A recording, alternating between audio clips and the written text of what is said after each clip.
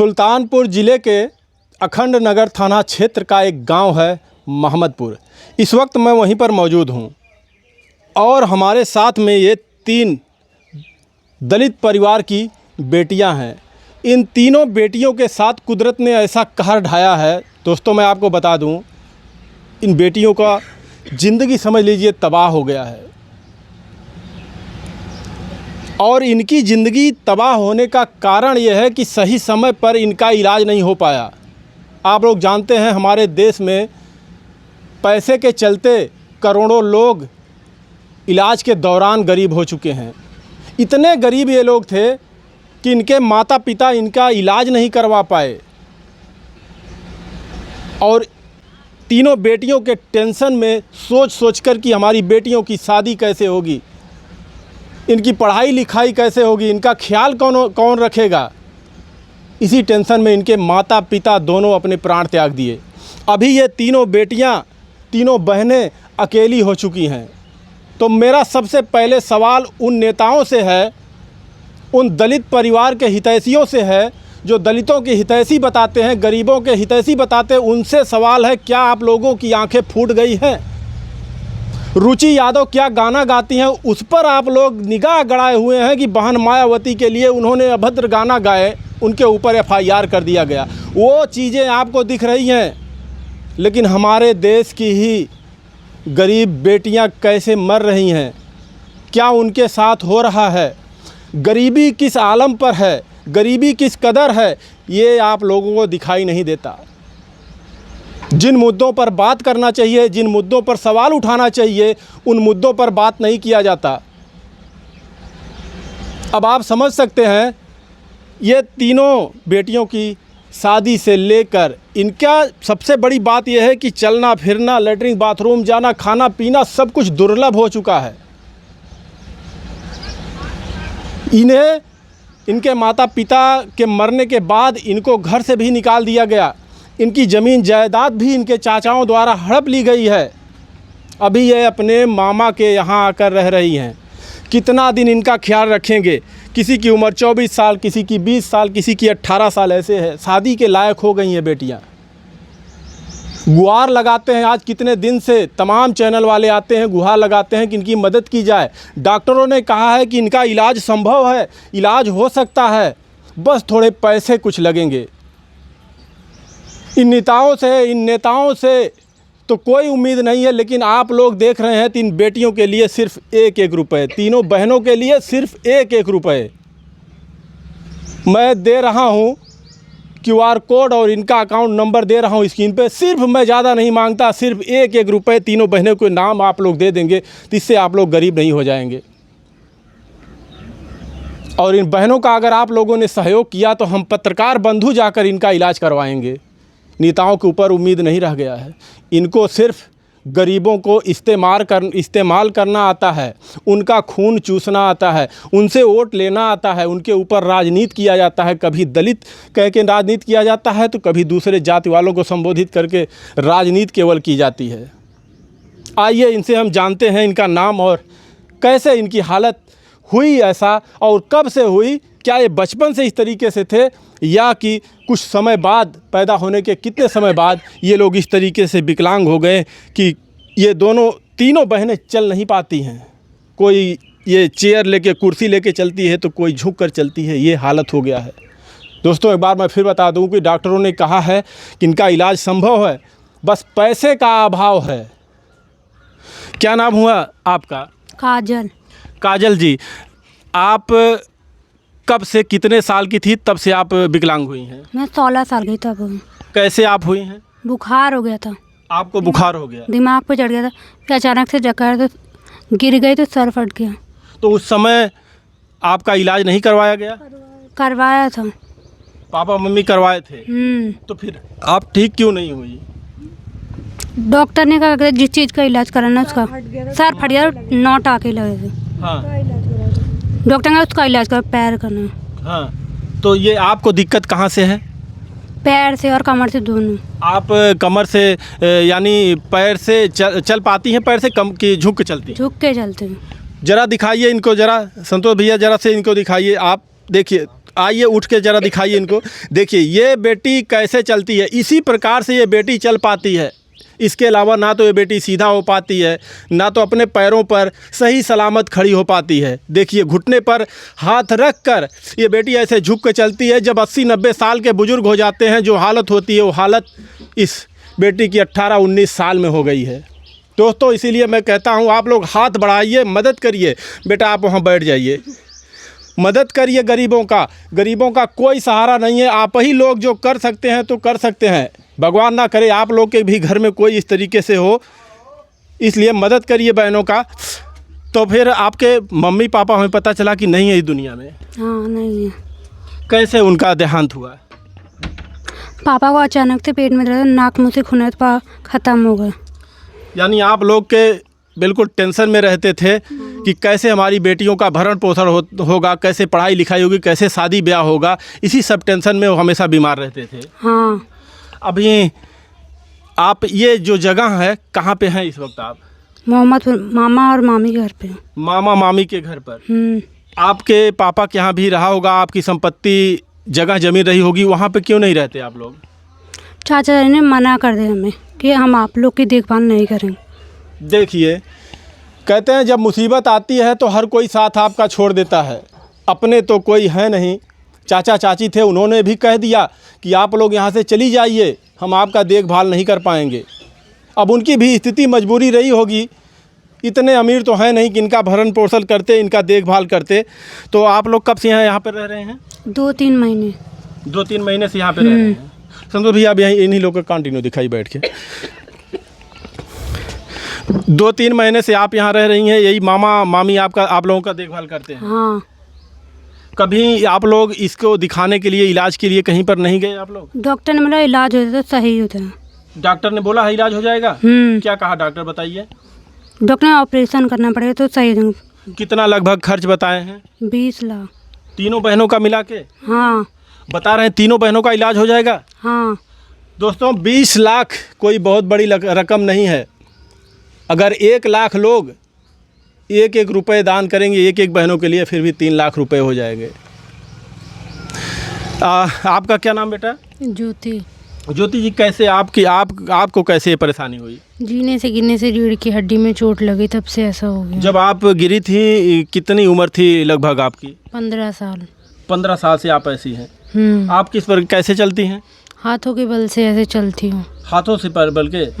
दिखाइए थोड़ा से, आप देख लीजिए साथियों। आप लोगों को अगर मैं बैठाया हूँ, आप लोगों को लगता होगा कि भाई हो सकता है झूठ बोला, लेकिन ये बेटा ऐसे बेटी ऐसे चलती है। बताइए, अपने घर में ऐसे चलती है, शौच के लिए ऐसे जाती है, खाने के लिए ऐसे जाती है। अगर घर से बाहर निकल कर थोड़ा जाना पड़ता है तो ऐसे बेटी जाती है। जाइए आप बैठ जाइए। दोस्तों मदद करिए, इन लोगों की मदद करिए, और आप ही लोगों का सहारा है। बेटियां कहते हैं कि बेटियां घर की लक्ष्मी होती हैं, लेकिन वही लक्ष्मी आज कितनी मुसीबत में है। आप लोग ध्यान दीजिए। देखिए इसी प्रकार से ये चलती हैं। आप कहाँ, अच्छा एक चीज़ हमें बताइए, कहाँ पे आप लोग रहती थी? पहले हम दिल्ली में रहते थे। अच्छा, आप तीनों लोग दिल्ली रहते? हाँ, मम्मी पापा। वहाँ क्या करते थे पापा आपके? केमिकल की फैक्ट्री में काम करते हैं। और मम्मी भी आपको साथ में ही ले गए? हाँ, मम्मी भी साथ में रहती है। कोई भाई हुई है आप लोगों का? नहीं। आप ही ये 3 बेटियां थी उनकी? हाँ। कितना समय हुआ माता पिता को मरे हुए? पापा 17 अप्रैल को, इस साल हो जाएंगे 1 साल। हाँ। 17 अप्रैल को पापा ख़त्म हो गए, 24 दिसंबर को मम्मी। 24 दिसंबर को मम्मी। तब से आप लोग दिल्ली से यहीं आ गए?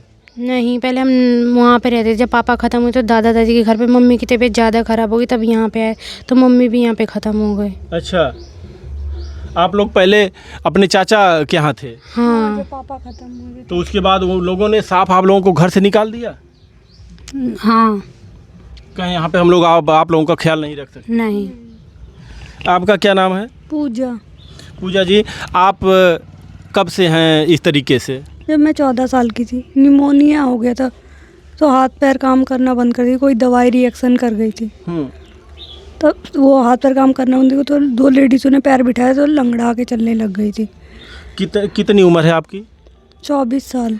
आपकी बेटा? 22। आपका? 18। 18 साल। नाम क्या बताइए आप? काजल। आपका? ज्योति। पूजा। पूजा। आप कैसे चल फिर पाती हैं? अपना जो दिनचर्या होता है, दिन का काम, खाने पीने का, शौच जाने का, कैसे फिर आप चलती फिरती हैं? आप कुर्सी लेके चलते। आप कुर्सी लेके चलती हैं? देखिए हम दिखा देते हैं आपको। सुन तो भैया थोड़ा दिखाइए। ये बिटिया बगैर कुर्सी के कहीं नहीं चल पाती। एक कुर्सी लेके ऐसे बेटी चलती है। कहीं पर जाना होता है तो ऐसे कुर्सी लेकर उसी कुर्सी के सहारे ये चलती हैं। अपना जो भी इनको जाना होता है, नहाने धोने, ऐसे जाती हैं। ये स्थिति हो गई। अब समझ सकते हैं, बेटियां जवान हो गई हैं, 20 साल, 22 साल, 19 साल इनकी उम्र है। ठीक है, आप वहाँ चले जाइए।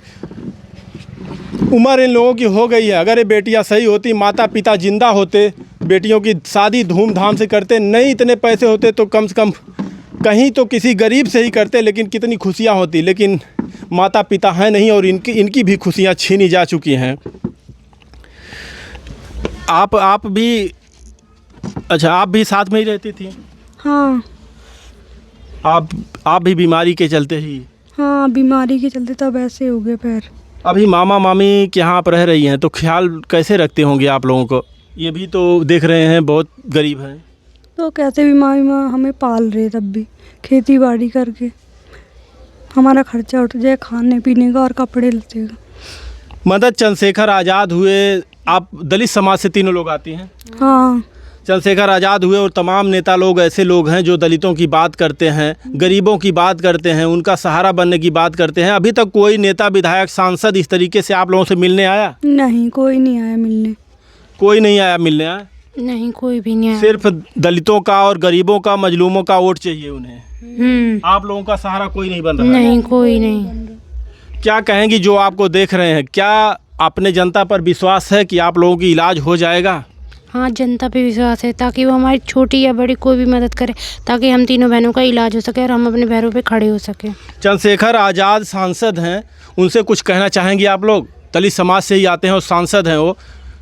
अब आप लोग जानती होंगी सांसद क्या होते हैं। पढ़ाई वढ़ाई की हैं आप लोग? हाँ। कितना पढ़ी हैं आप? 7वीं तक। आप बेटा? 9वीं तक। और आप? 8। मतलब पढ़ाई लिखाई सब कुछ उसी में छूट गई। क्या कहेंगी चंद्रशेखर आज़ाद से? कि हमारी सहायता करें, हम तीनों बहन विकलांग चल फिर नहीं सकते, हमारी सहायता करें ताकि हमारा इलाज हो सके, हम अपने पैरों पे खड़े हो सके। क्या कहना चाहती हैं चंद्रशेखर रावण से, जो सांसद हैं, उनसे क्या कहना चाहती हैं? दलित समाज से ही आते हैं वो भी। चंद्रशेखर भैया, हम तीनों बहन विकलांग चल फिर नहीं सकते, हम तीनों की मदद करें। हम चाहते हैं हम तीनों बहनों का इलाज हो जाए, हम तीनों बहनें अपने पैरों पे खड़े हो सके। ये देखिए, अपने मामा मामी के यहाँ ये तीनों बहनें रहती हैं और इनके मामा मामी भी क्या करें, ये भी बहुत गरीब हैं। देखिए ये खपड़े का मकान है, ये छप्पर है। इधर आइए, इनके मामा ही सोए हुए हैं। इधर आइए, इनसे बात करते हैं। हमें लगता है इनको कुछ कॉलोनी वलोनी भी नहीं दिया गया, कुछ सहायता भी इनको नहीं दी गई है। सरकारी जो योजनाएं आती है उसको भी इनको नहीं मिला है। आइए इधर, यहाँ आइए, यहाँ इधर देखिए घूम के, इधर आइए इनके पास रहिए। हाँ, क्या नाम है आपका? आगे आ जाइए थोड़ा से। नहीं कोई दिक्कत नहीं है। क्या नाम है आपका? राम सागर है। राम सागर। हाँ। ये गांव कौन सा है? मोहम्मदपुर। जिला कौन सा है? सुल्तानपुर। थाना आपका कौन सा लगता है? अखंड नगर। यहाँ के विधायक सांसद कौन है? राजेश गौतम। कभी आए, आप लोगों की खबर लिए? नहीं। आपके पास हम देख रहे हैं ये मड़ई उड़ई पड़ा हुआ, आपको कॉलोनी वॉलोनी दिया गया कि नहीं दिया? नहीं दिए। प्रधान क्या कहते हैं?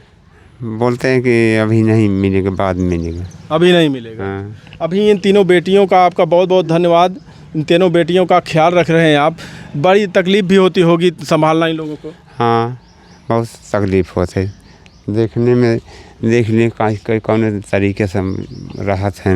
हाँ। बारिश हो लगे तो राह ठिकान न रहे। थोड़ा से आगे आ जाइए। क्या कहेंगे उन नेताओं से जो आते हैं, चुनाव के वक्त वोट मांगते हैं और आप लोगों की मदद करने की बात करते हैं, गरीबों के हितैषी बनते हैं, उनके लिए कुछ कहेंगे? हाँ, मदद कर दी, कम से कम इनके से एक राह ठिकान बनाई दी।